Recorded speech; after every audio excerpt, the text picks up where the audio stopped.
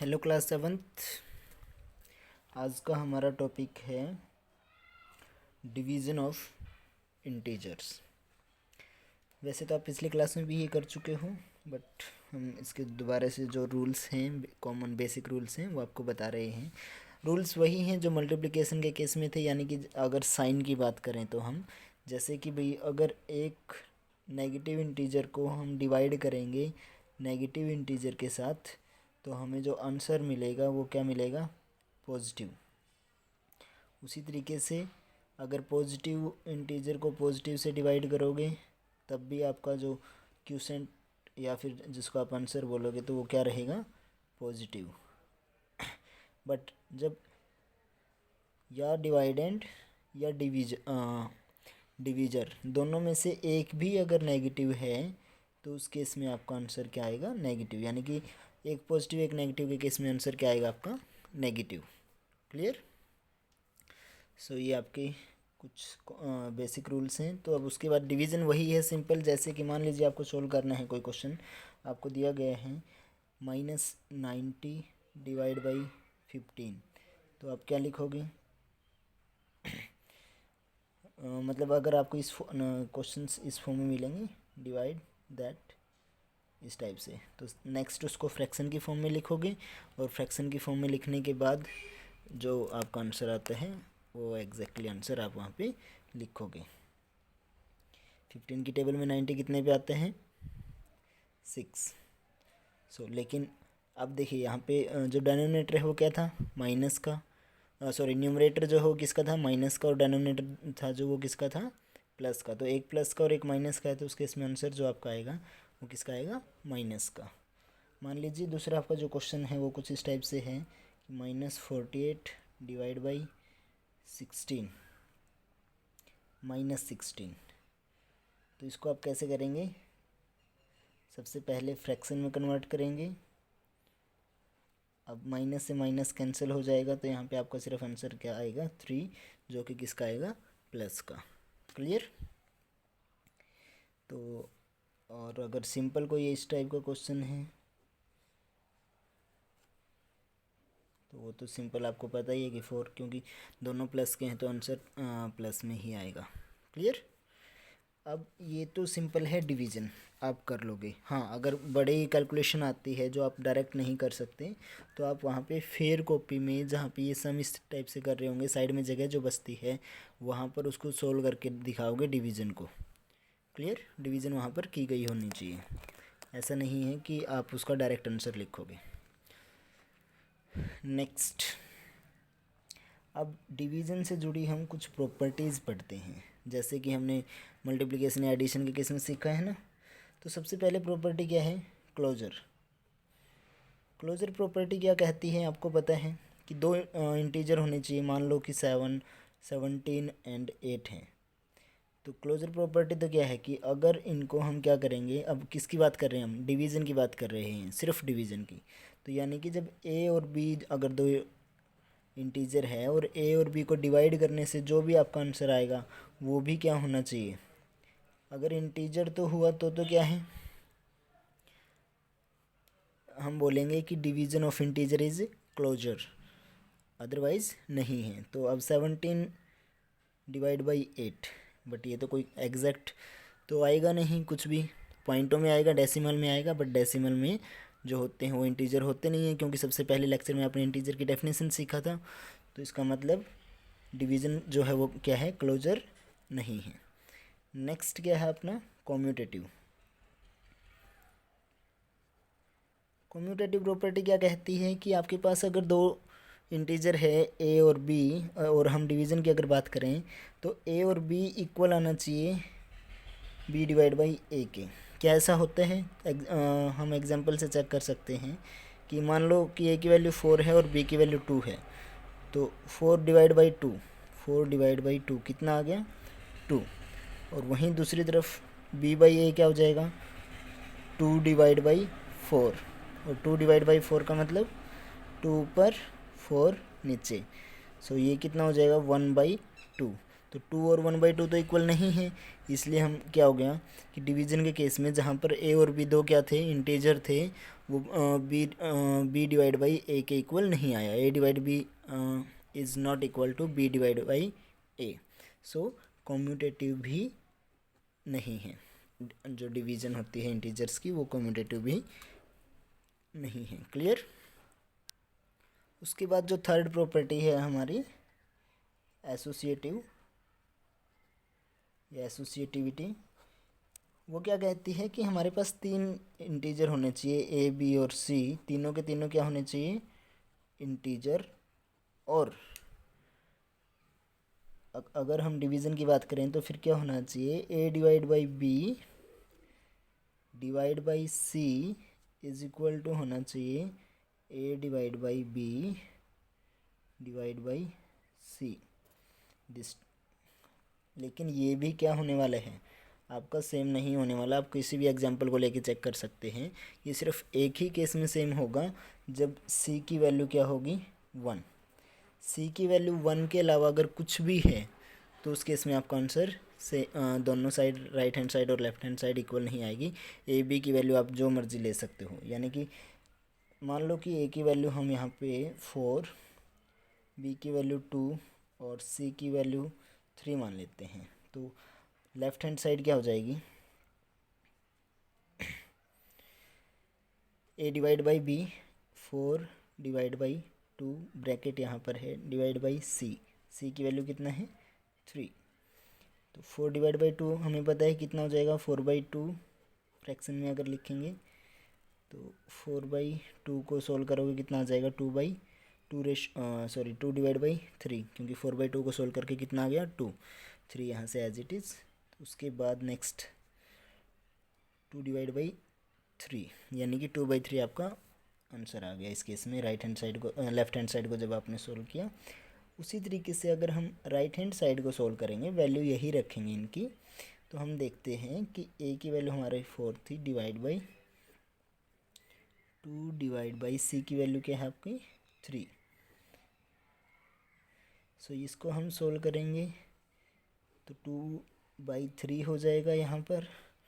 और आपको पता है कि जब फ्रैक्शंस की हम डिवीज़न करते हैं तो क्या होता है, डिवीज़न को किस में कर देते हैं कन्वर्ट, मल्टीप्लाई में, और जो सामने जो फ्रैक्शन दे रखी है वो क्या हो जाती है, उसका क्या कर देते हैं हम रेसिप्रोकल, यानी कि जो डिनोमिनेटर है वो न्यूमरेटर और जो न्यूमरेटर है वो डिनोमिनेटर, 3/2।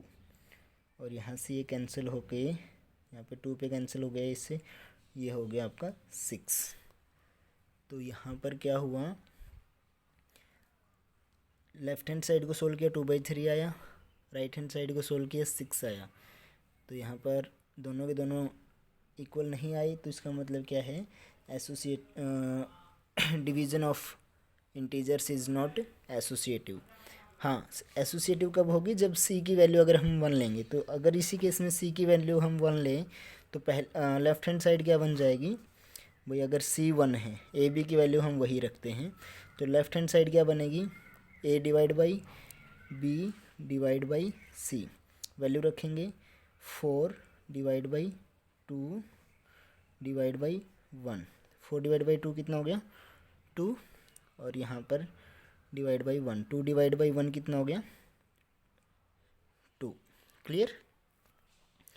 और अगर राइट हैंड साइड हम सोल्व करेंगे तो वहाँ पे क्या आएगा 4 डिवाइड बाई 2 डिवाइड बाई 1, तो पहले ब्रैकेट सोल्व करेंगे तो 2 डिवाइड बाई 1 कितना हो जाएगा 2, और 4 डिवाइड बाई 2 कितना हो जाएगा 2। सो सिर्फ आंसर एसोसिएटिविटी कब प्रूव होती है इंटीजर्स की डिवीज़न के केस में, जब सी की वैल्यू क्या हो 1 हो। ठीक है।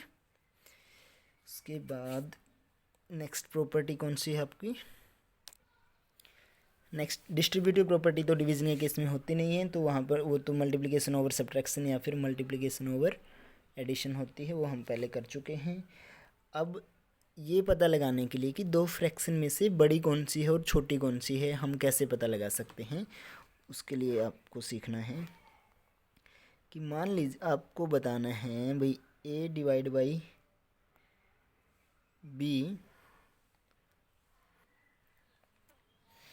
मान लीजिए आपके पास 3 इंटीजर हैं, ए, बी और सी, तीनों के तीनों क्या है आपके, आपको इंटीजर दे रखे हैं और इस तरीके से बता रखा है कि जो ए है वो क्या है, बी से बड़ा है, ये आपको बता रखा है।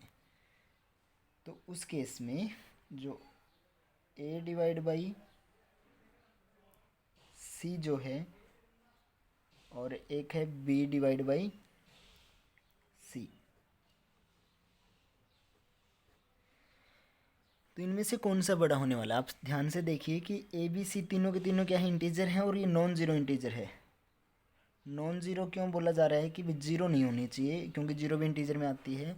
अब किसी भी नंबर इंटीजर को अगर हम ज़ीरो से डिवाइड करते हैं, यानी कि जब डेनोमिनेटर में ज़ीरो आ जाता है, ऊपर चाहे कुछ भी हो, तो वो क्या हो जाता है, नॉट डिफाइन, यानी कि उसकी कोई फिक्स वैल्यू होती ही नहीं है, तो इसलिए उसको हम नहीं कंसिडर कर सकते, तो इसलिए आपको नॉन ज़ीरो बताया गया है इंटीजर। तो इनमें कौन सा बड़ा होने वाला है, कब, जब ए बी सी तीन नॉन ज़ीरो इंटीजर है, यानी कि ज़ीरो को छोड़ के कुछ भी हो सकते हैं, प्लस में या माइनस में कुछ भी हो सकता है। बस ये है कि ए जो है वो बी से बड़ा है। ए अगर बी से बड़ा है तो उस केस में क्या है, ए डिवाइड बाई सी और बी डिवाइड बाई सी, इनमें से बड़ा कौन सा होने वाला है, ए डिवाइड बाई सी, कब, जब क्या है, सी इज़ पॉजिटिव, कंडीशन है ये, अगर सी पॉजिटिव है तो उस केस में तो ये वाली फ्रैक्शन आपकी बड़ी होने वाली है, और अगर सी नेगेटिव है तो ए डिवाइड बाई सी जो है वो छोटी हो जाएगी, किससे, बी डिवाइड बाई सी से। आप एग्जांपल लेके चेक कर सकते हो कि मान लो लेट ए को हम मान लेते हैं 9, बी को हम मान लेते हैं 6 और सी को फर्स्ट केस में हम मान लेते हैं 3, यानी कि पॉजिटिव। तो यहाँ पर क्या है, ए जो है बी से बड़ा है, यानी कि ये वाली कंडीशन कंप्लीट हो गई। तो और सी क्या है, पॉजिटिव है, तो अकॉर्डिंग टू दिस प्रॉपर्टी क्या आएगा, ए डिवाइड बाई जो सी होगा वो बड़ा आना चाहिए। तो हम चेक करते हैं, यहाँ से ए डिवाइड बाई सी किसके इक्वल हो जाएगा, ए की वैल्यू कितना है 9 और सी की value 3, 9 divide by 3, 9/3 equal to 3, और बी बाई सी कितना आने वाला है, B divide by C, B की वैल्यू 6, सी की वैल्यू 3, तो ये कितना आ जाएगा आपका 2। तो देखा भाई 3 बड़ा आ गया किससे, 2 से। आप कुछ भी एग्जांपल ले सकते हो, ज़रूरी नहीं कि आप यही चीज़ें कंसिडर करोगे, बस ध्यान ये रखना है कि नॉन ज़ीरो इंटीजर्स होने चाहिए और सी अगर पॉजिटिव है, तो जब जब सी पॉजिटिव है और ए बड़ा था किससे, बी से, ये वाली कंडीशन भाई ए जो है वो बी से बड़ा है, तो उस केस में ए डिवाइड बाई सी जो है वो हमेशा क्या रहेगा, बड़ा किससे, बी डिवाइड बाई सी से। और इसका उल्टा किस केस में हो जाता है, जब सी क्या है, नेगेटिव है। सी जब आपको नेगेटिव दे रखा है, मान लीजिए कि अगर सी -3 होता तो उस केस में क्या होने वाला था, A divide by C, A divide by C यानी कि 9 डिवाइड बाई -3, और उसको हम कैसे लिखते, और ये कितना आता -3, और उसी तरीके से b डिवाइड बाई सी, उसको हम कैसे लिखते, 6 डिवाइड बाई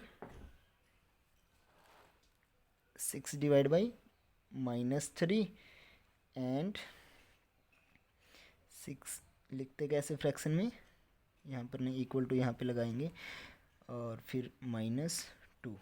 अब आपको पता है कि -3 और -2 में से कौन सा बड़ा है, -2। माइनस में जो वैल्यू छोटी दिखती है वो क्या होती है, बड़ी होती है, क्योंकि रूल क्या होता है कि जो नंबर लाइन होती है उस पर जीरो के जितना नज़दीक हैं, अगर इस साइड नेगेटिव वाले नंबर, तो जीरो के जितना नज़दीक है उतने वो वाले बड़े हैं, यानी कि जैसे जैसे आप जीरो से दूर जाओगे वो नंबर छोटा हो जाएगा, किसके केस में, नेगेटिव इंटीजर्स के केस में। और पॉजिटिव इंटीजर के केस में क्या होता है कि जैसे जैसे हम जीरो से दूर जाते हैं वैसे वैसे नंबर की जो वैल्यू है वो क्या होती रहती है, इंक्रीज होती रहती है, बढ़ती रहती है। So this is how we can, हम इसके बेस पे भी बगैर सोल्व किए हम ये अब ये बता सकते हैं कि कौन सा, अगर आप मतलब ये देख करके कि ए और बी में से कौन बड़ा है, तो ए रेशो सी बड़ा होगा या फिर A ratio B ratio C या B divide by C. Clear. ये आप कंपेयर करने में काम आएगा आपके। चलो एक करके देखते हैं यहाँ पे, जैसे कि भाई ए की वैल्यू है 5, बी की वैल्यू है 3 और सी की वैल्यू है 4। तो उस केस में ए डिवाइड बाई सी बड़ा है या बी डिवाइड बाई सी बड़ा है, ऊपर नहीं देखना अभी आपको। तो देखिए कि ए और बी में से कौन सा बड़ा है, ए बड़ा है। तो और सी किस में है, पॉजिटिव। अगर ए और बी में से ए बड़ा है, सी प्लस का है, तो ए रेशो सी या फिर ए डिवाइड बाई सी क्या है, बड़ा हो जाएगा किससे, बी डिवाइड बाई सी से। और वहीं पे अगर सी माइनस में होता तो क्या हो जाता, बी डिवाइड बाई सी बड़ा हो जाता। क्लियर। सो अभी आपके आज का आपका होमवर्क सिंपल यही है, डिवाइड आपको करना है। पहले तरीका वही है कि सबसे पहले जिस भी फॉर्म में दिया गया है, मान लीजिए कि आपका क्वेश्चन इस तरीके से लिख करके दिया गया है कि डिवाइड 65 बाई -13।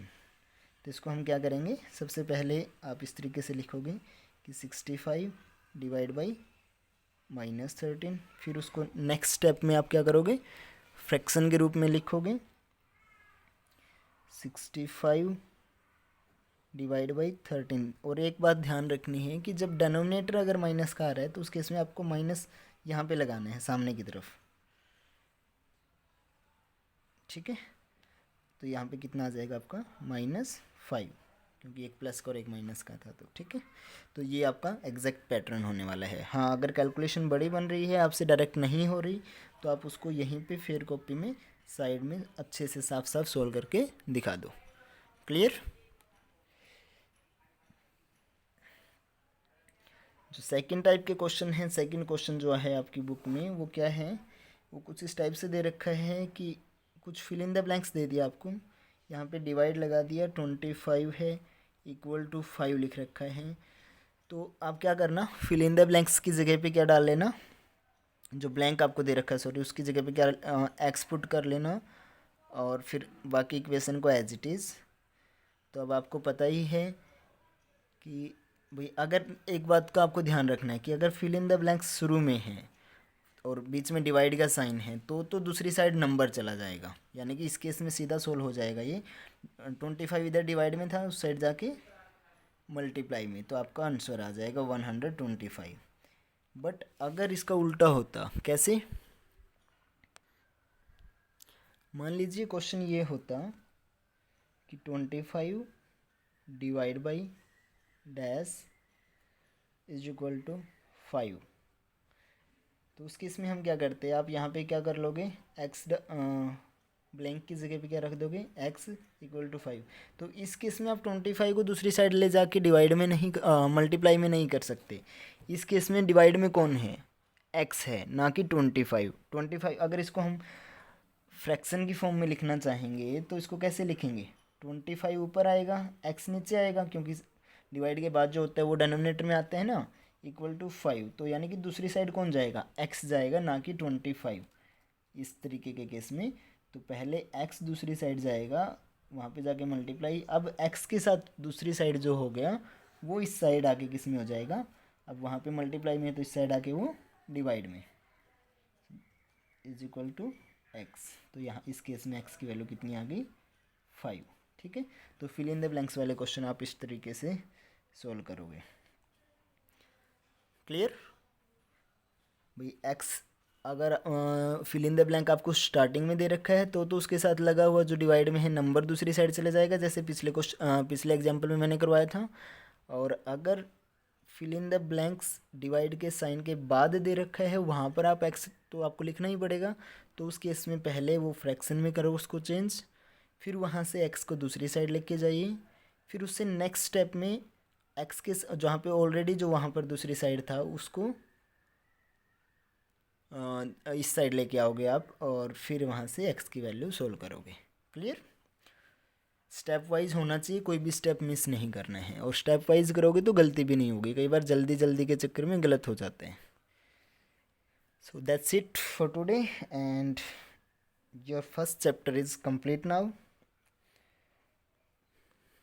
बाय बाय बच्चों।